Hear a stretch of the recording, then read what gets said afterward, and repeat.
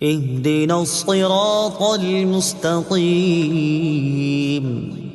ترجمہ: ہمیں سیدھے راستے پر چلا۔ اہدنا الصراط المستقیم، ہمیں سیدھے راستے پر چلا۔ تفسیر صراط الجنان میں اس کی تفسیر کچھ اس طرح ہے: اللہ تعالیٰ کی ذات و صفات کی معرفت کے بعد اس کی عبادت اور حقیقی مددگار ہونے کا ذکر کیا گیا، اور اب یہاں سے ایک دعا سکھائی جا رہی ہے کہ بندہ یوں عرض کرے: اے اللہ عز و جل، تو نے اپنی توفیق سے ہمیں سیدھا راستہ دکھا دیا، اب ہماری اس راستے کی طرف ہدایت میں اضافہ فرما اور ہمیں اس پر ثابت قدم رکھ۔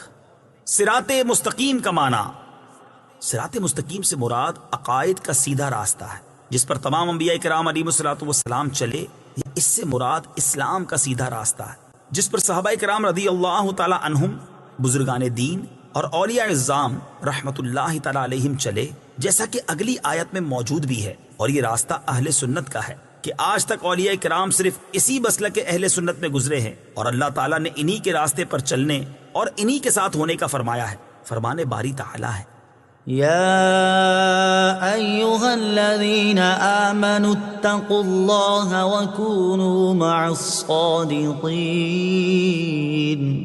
ترجمہ: اے ایمان والو، اللہ سے ڈرو اور سچوں کے ساتھ ہو جاؤ۔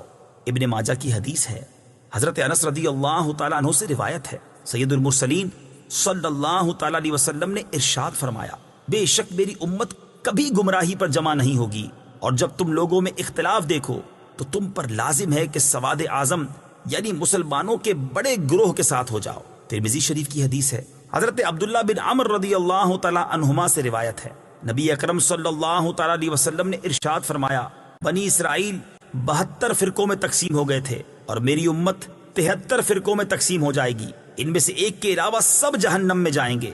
صحابہ کرام نے عرض کی: یا رسول اللہ صلی اللہ تعالی علیہ وسلم، نجات پانے والا فرقہ کون سا ہے؟ ارشاد فرمایا: وہ اس طریقے پر ہوگا جس پر میں اور میرے صحابہ ہیں۔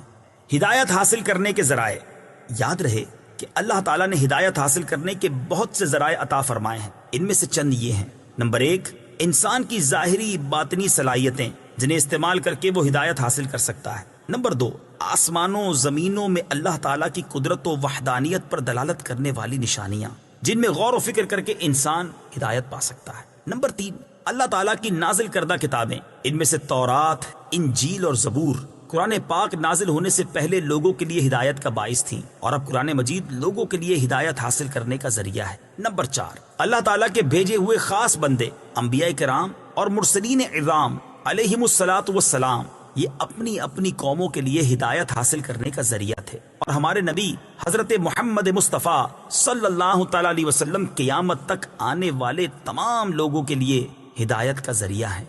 آیت اہدنا الصراط المستقیم سے معلوم ہونے والے احکام: اس آیت سے 3 باتیں معلوم ہوئیں۔ نمبر 1، ہر مسلمان کو اللہ تعالیٰ سے سیدھے راستے پر ثابت قدمی کی دعا مانگنی چاہیے، کیونکہ سیدھا راستہ منزل مقصود تک پہنچا دیتا ہے اور ٹیڑھا راستہ مقصود تک نہیں پہنچاتا۔ اللہ تعالیٰ ارشاد فرماتا ہے کہ عقل والے اس طرح دعا مانگتے ہیں: ربنا لا تزغ قلوبنا بعد إذ هديتنا وهب لنا من لدنك رحمة إنك أنت الوهاب۔ ترجمہ: اے ہمارے رب، تو نے ہمیں ہدایت عطا فرمائی ہے، اس کے بعد ہمارے دلوں کو ٹیڑھا نہ کر اور ہمیں اپنے پاس سے رحمت عطا فرما، بے شک تو بڑا عطا فرمانے والا ہے۔ ترمذی شریف کی حدیث ہے، حضرت انس رضی اللہ تعالیٰ عنہ فرماتے ہیں، حضور پرنور صلی اللہ تعالیٰ علیہ وسلم کثرت سے یہ دعا فرمایا کرتے تھے: یا مقلب القلوب ثبت قلبی علی دینک، اے دلوں کو پھیرنے والے، میرے دل کو اپنے دین پر ثابت قدم رکھ۔ تو میں نے عرض کی: یا رسول اللہ صلی اللہ تعالیٰ علیہ وسلم، ہم آپ پر اور جو کچھ آپ لائے ہیں اس پر ایمان رکھتے ہیں، تو کیا آپ کو ہمارے بارے میں کوئی خوف ہے؟ رسول پاک صلی اللہ تعالیٰ علیہ وسلم نے ارشاد فرمایا: ہاں، بے شک دل اللہ تعالیٰ کی شان کے لائق اس کی انگلیوں میں سے 2 انگلیوں کے درمیان ہیں، وہ جیسے چاہتا ہے انہیں پھیر دیتا ہے۔ نمبر 2، عبادت کرنے کے بعد بندے کو دعا میں مشغول ہونا چاہیے۔ نمبر 3، صرف اپنے لیے دعا نہیں مانگنی چاہیے بلکہ سب مسلمانوں کے لیے دعا مانگنی چاہیے کہ اس طرح دعا زیادہ قبول ہوتی ہے۔